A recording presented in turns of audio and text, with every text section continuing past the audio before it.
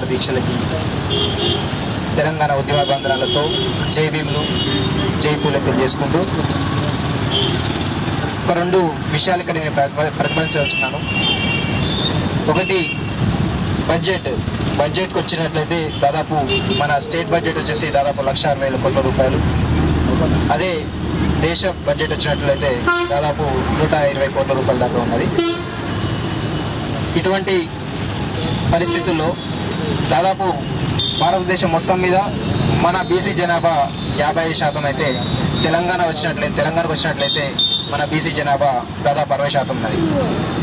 మనం కడుతున్నటువంటి పనులు ఏవైతే ఉన్నాయో ఉప్పులు పప్పులు అన్నం నుంచి కూడా ఖచ్చితంగా 55% పనులు మన బీసీల నుండే పోతున్నాయని చెప్పేసి కూడా ఈ సందర్భంగా తెలియజేస్తూ, ఎక్కడైతే మనము తింటున్నటువంటి తిండి నుంచి ప్రతి ఒక్కటి కూడా పన్నుల ద్వారా అత్యధిక శాతం పన్నులు కడుతున్నది కూడా మనమే బీసీలు అందరూ కూడా మరి ఈరోజు అలాంటి పన్నులు కడుతూ ఈరోజు బీసీ సప్లైను మనమే ఒక డిమాండ్తో ముందుకు పోతున్నందుకు దీన్ని అమలు చేసుకోవాల్సిన బాధ్యత ప్రతి ఒక్క బీసీ పైన ఉన్నదని కూడా ఈ సందర్భంగా తెలియజేస్తూ, ఇంకొక విషయం ఏంటంటే భారతదేశం మొత్తం మీద కూడా ఈరోజు ఒక గవర్నమెంట్ కనుక ఒక పార్టీ కనుక ప్రభుత్వాన్ని ఫామ్ చేయాలంటే దానికి కావాల్సినటువంటి ఓట్ల పర్సెంట్ వచ్చేసి 30%.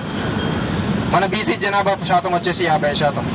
ఓకే, ఇందులో కొంత ఒక 20% అటు ఇటు మన బీసీలు ఏం చేస్తారంటే దాదాపుగా అగ్రకుల పార్టీలకి దగ్గరగా పనిచేస్తూ ఉంటారు. సో వాళ్ళు 20% తీసేసినా కానీ మనకు ఇంకొక 30% మరి ఉంటుంది. 30% కనుక బీసీలను కనుక ఐక్యంగా ముందుకు తీసుకెళ్తే మనమే గవర్నమెంట్ ఫామ్ చేసుకోవాల్సిన పరిస్థితి కూడా ఏర్పడుతుంది. అంటే ఇది ఇప్పటికిప్పుడు మనం అనుకున్నంత ఈజీగా ఏముండదు. ఇది ప్రాక్టికల్గా గ్రౌండ్లోకి వెళ్తే ఇది చాలా పెద్ద మహత్తరమైనటువంటి కార్యాచరణతో ఉంటుంది. ఎందుకంటే దీనికి మనకు కాంశీరామ్ని ఆదర్శంగా తీసుకోవాలి. కాంశీరామ్ ఒక్కడే మరి నడుము కట్టుకొని మొత్తం మన ఉత్తరప్రదేశ్ అంతా తిరిగి మరి అతను గవర్నమెంట్ ఫామ్ చేయడానికి దాదాపు 20 సంవత్సరాలు పట్టింది. అంటే మనకు ఇప్పుడు అనుకుంటే దాదాపు 20 సంవత్సరాల తర్వాత మన యొక్క ఏదైతే మనం అనుకున్న ఆశయాన్ని కనుక అనుకున్నామో ఒక బలంగా అనుకుంటే మాత్రం 20 సంవత్సరాల తర్వాత మనం చేయొచ్చు. ఇప్పటికిప్పుడు అనుకొని ఈరోజు ఉద్యమం స్టార్ట్ చేసినాం, రేపు మరి మనం ఏదో విధంగా నీరు గారిందని చెప్పేసి నిరుత్సాహపడితే మాత్రం మనం ఎటువంటి పరిస్థితుల్లో కూడా ఇలాంటి పరిస్థితి మనం సక్సెస్ కాలేం.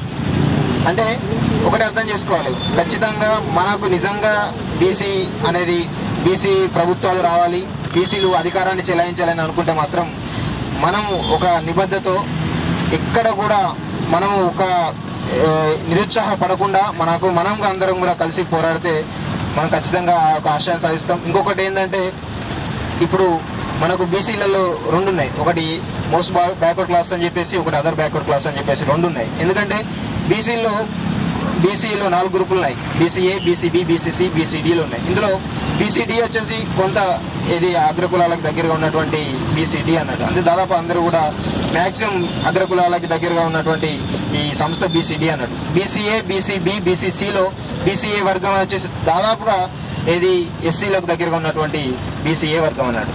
బీసీఏలో దాదాపు ఏవైతే ఉన్నాయో మన చాకలి కానీ మంగలి కానీ ఇవన్నీ బీసీఏ కిందకి వస్తాయి.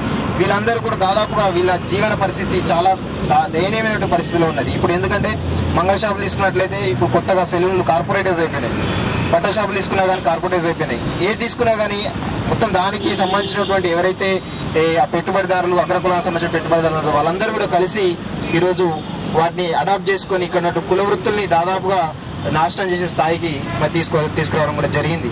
మరి ఇట్లాంటి పరిస్థితుల్లో ఎవరైతే మనకు బీసీ అనుకున్న వాళ్ళు ఎవరైతే ఉన్నారో కొంత డెవలప్డ్ క్యాండిడేట్ కానీ పెట్టుబడిదారులు ఎవరైతే ఉన్నారో వాళ్ళందరూ కూడా వీళ్ళని అడాప్ట్ చేసుకొని ఎదగాల్సిన అవసరం మరి ఉన్నదని చెప్పేసి కోరుకుంటూ మరి ఆ దిశగా కూడా ఆలోచించాల్సిన అవసరం ఉన్నది.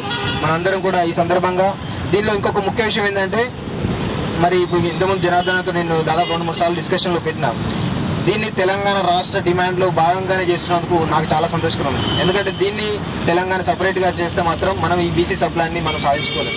ఖచ్చితంగా ప్రభుత్వం ఏదో విధంగా తెలంగాణ రాష్ట్ర బిల్లునో లేకపోతే బీసీ సప్లాన్నో లేకపోతే ఏదో ఒక విధంగా దీన్ని నొక్కే పరిస్థితి ఉంటుంది. కాబట్టి దీన్ని తెలంగాణ ఉద్యమంలో భాగం చేయడం అనేది ఒక మంచి పరిణామం.